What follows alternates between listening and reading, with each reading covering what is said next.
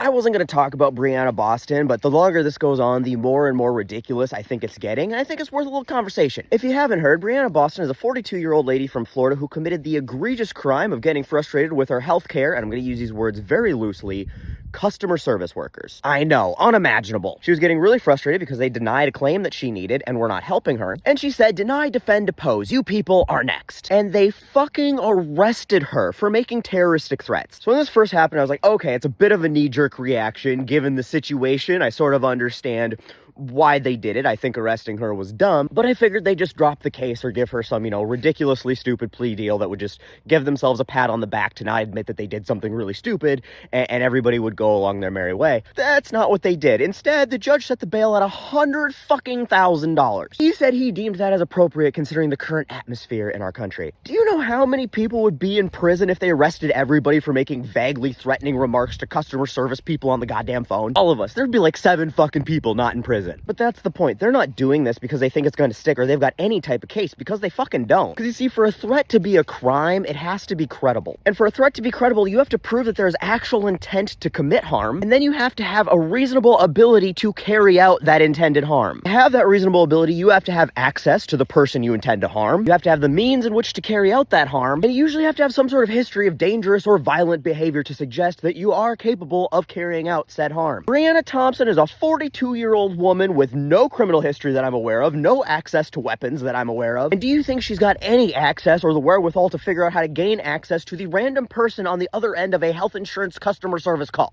No, she fucking doesn't. That one time you didn't do your chores and your dad got so frustrated he said he could fucking kill you was a more credible threat than anything Briana Thompson said to some random person on a fucking phone. So this, in any other circumstance, would never have even been remotely considered a credible threat. Absolutely no prosecutor would have ever taken this case, because this is basically an unwinnable case. Like, right out of the gate, you've got to prove intent, and how the fuck are you ever going to prove she intended to actually cause anybody harm? Intent is one of the hardest things to prove in any legal case because you're not in somebody's head, and you have to prove that they intended in their own head to do something. And then on top of that, you still have to prove that the threat was credible. And from what I've read, and I'm no legal expert, so take it with a giant grain of salt, but it seems like they're charging her under a statute that only includes written threats, not things said over the phone. So what I'm getting at is the point is not to send Briana Thompson to prison, or that they think that they've got some winnable case, because I can't see how they could win this one. The point is to make an example of someone, to show the ridiculous lengths that they're willing to go to bat for our corporate overlords, and remind all of us lowly peasants to stay in our fucking places. Because if we don't, they will waste all kinds of time and resources